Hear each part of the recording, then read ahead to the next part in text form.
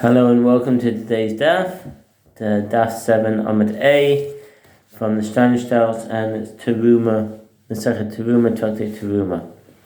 So let's dive straight in. So it says, since it might enter your mind to say that granted, if one does not initially before the lottery, so this is talking about the lottery of the two goats on Yom Kippur, we do not know if this blemished animal will be designated as the one sacrificed to the Lord or be sent to the wilderness. Therefore, the one who consecrated the blemished animal is flogged.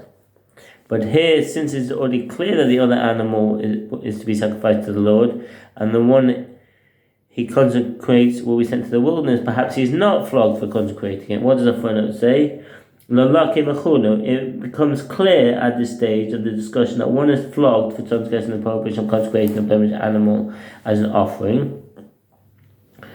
Although there's a principle that one is not flogged for transgressing a prohibition that does not involve an action, this is an exception. Some explain that the reason for this is that since stating that the animal is consecrated has the effect of changing the state of the animal, is tantamount to performing an action, and that's from the Lech and Mishnah.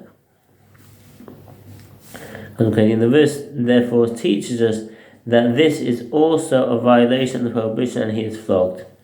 The Master said above, the sages said in the name of Rabbi Yossi, son of Rabbi Yehuda, one who sacrificed a blemished animal violates a prohibition against the collection of the blood as well.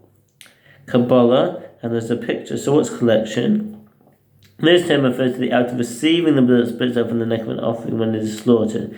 The blood was received in one of the sacred vessels used in the temple. Collection is one of the four rites essential to the sacrifice of an offering, could be performed only by a priest. And there's a picture here of the collection of the blood, bull's blood in the temple courtyard on Yom Kippur. The Gemara asks, what is the reasoning of Rabbi Yossi, son of Rabbi Yehuda? The Gemara answers, the verse states, that which has its testicles bruised, or crushed, or torn, or cut, you shall not offer unto the Lord. In Leviticus 22:24, the phrase, you shall not offer unto the Lord, is apparently superfluous, as the Torah already stated earlier, but whatever has a blemish you shall not offer. Leviticus 22:20, rather, this extra phrase is referring to the collection of the blood, for which Rabbi Yossi, son of Rabbi Yehuda, said that one is liable. And we're asked, and according to the first Tana, who holds that one is not liable for the collection of blood per se, why do I need this phrase, you should not offer? Say to regard to damaged testicles.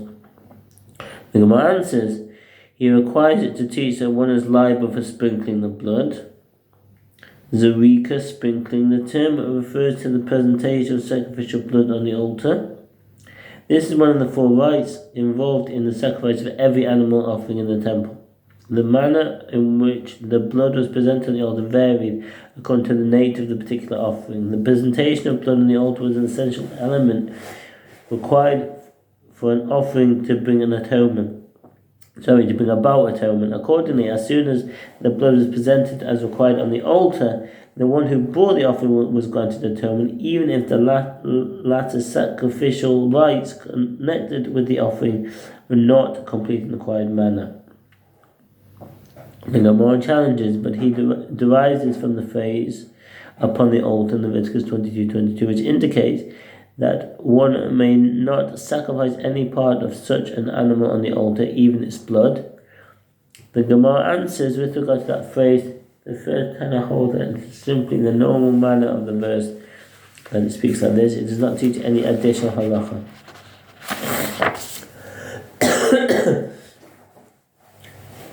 Excuse me.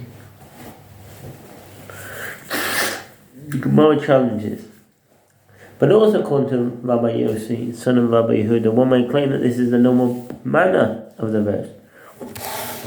Why does he derive halacha from this phrase? The Gemara answers, yes, it is indeed so. He does not derive liability from sprinkling of the blood from the phrase upon the altar. Rather, from where does he derive the prohibition against the collection of the blood? He derives it from this verse, neither from the hand of a foreigner shall you offer the bread to your God of any of these, because their corruption is in them.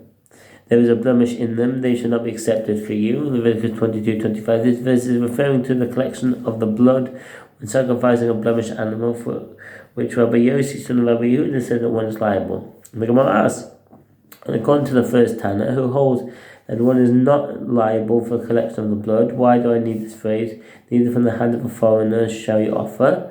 The Gemara answers, he requires it to teach this halacha. It may enter your mind to say that since the descendants of Noah are commanded only with regard to the sacrifice of an animal lacking limbs, it is permitted for the descendants of Noah, i.e. Gentiles, to sacrifice offerings to God, provided that these offerings are not lacking a limb. The source for this halacha is God's command to Noah with regard to which animals to bring into the ark, and of every living thing of all flesh, 2 of every sort shall you bring in Genesis 6:19. The sages derive that the animals must have all their limbs living, i.e. not lacking. There is a dispute between the early commentaries as to whether the Gentiles are liable if they transgress this prohibition. Some note that this is not included in the 7 mitzvah given to the sons of Noah, and therefore understand that this is a mere qualification of the offering, but not an actual prohibition, said the Ritva. Tosfot hold that it isn't a prohibition, but it is not included in the 7 mitzvah given to the sons of Noah, as it differs from them in that one who does sacrifice at such an offering is required to actively rectify his action by sacrificing another offering. But they are permitted to sacrifice animals with minor blemishes. Karban ba'al mum shogoy. It is prohibited for a priest to sacrifice the blemished offerings of a Gentile, whether it has a permanent or temporary blemish, and when it does so is flogged, and that's in the Rambam Sefer Hilchot Yisurim Mizbeach 1:6. Perhaps there's no difference if this is performed on their altar outside the temple, or if it is done on our altar in the temple.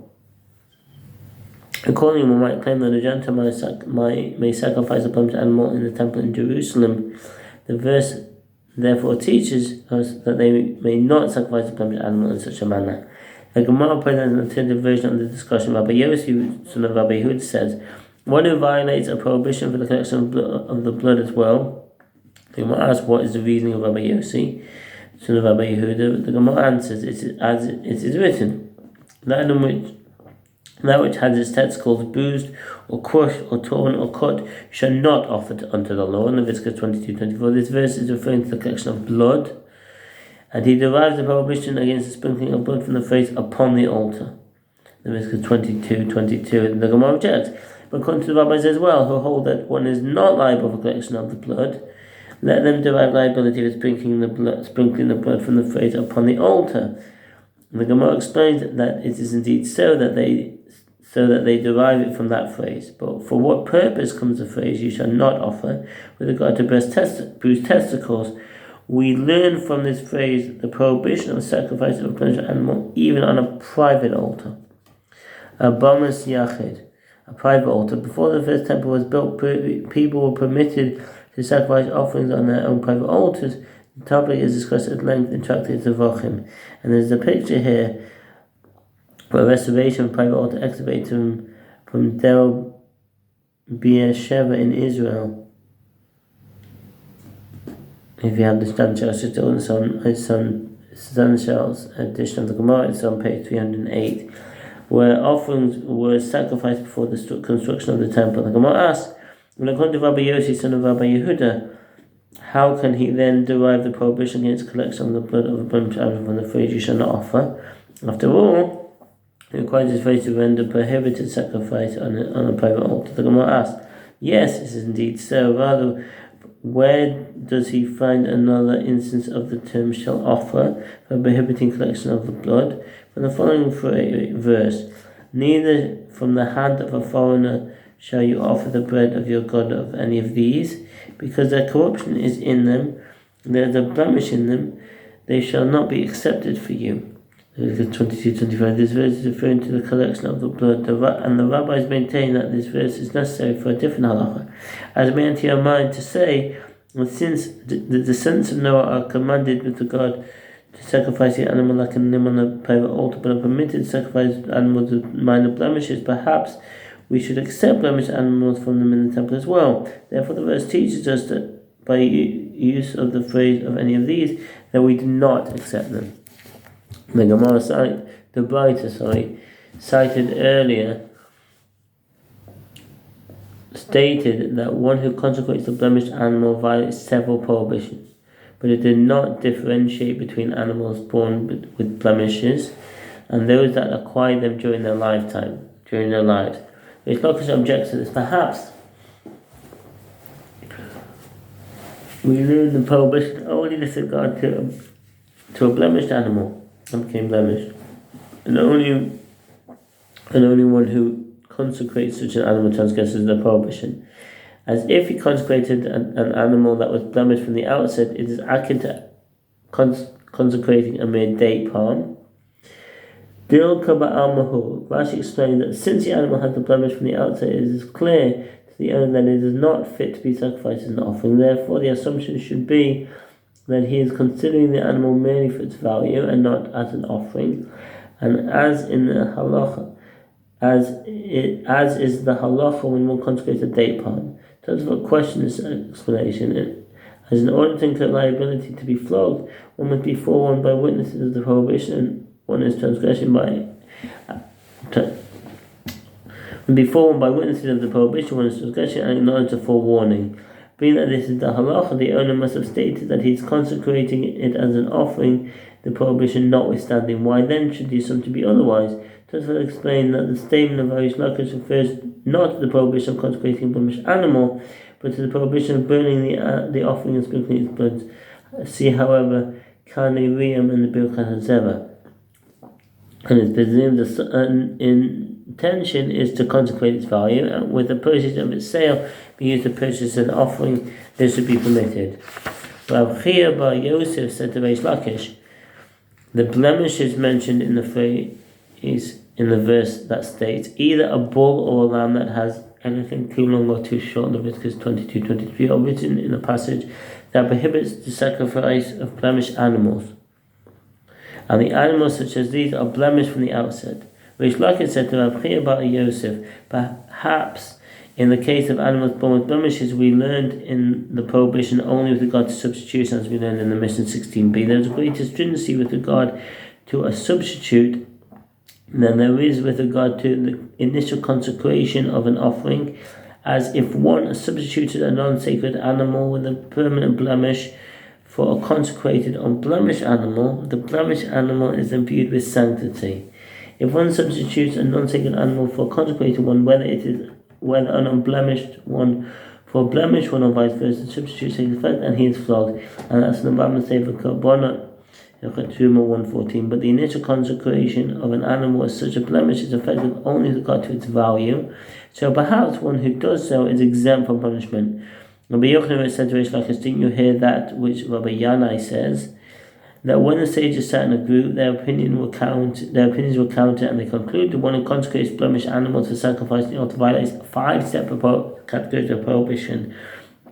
But if the bride is also referring to a case of substitution, there are 6 categories. And there is also prohibition performing substitution. And Reish Lakish responded, right, what can he say? Is the bride speaking of one who consecrates an animal that is blemished from the outset? Why then is he flogged? Is akin to one who consecrates a mere day palm. Rabbi Yochanan said to Reish Lakish, there's a difference between these cases. When one consecrates a date palm, the matter is not disgraceful, as is this type of wood that one may burn on the altar, and therefore he is not flogged. By contrast, when one consecrates an animal that is blemished from the outset, the matter is disgraceful, since he foretook unblemished animals and consecrated blemished animals, he is liable to be flogged. The Gemara presents an alternative version of the previous point. Rabbi Yochanan said to Reish Lakish, nevertheless, the matter of the consecrating an animal blemished from the outside is disgraceful.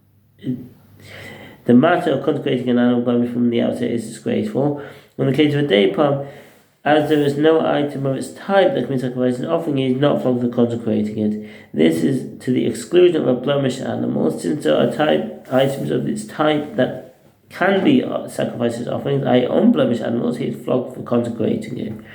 Rabbi said, now that this has been said, that the reason that one who consecrates a blemished animal is flogged due to the fact that the matter is disgraceful, then even one who consecrates it to be sold and its money used for purchasing libations should be flogged as well.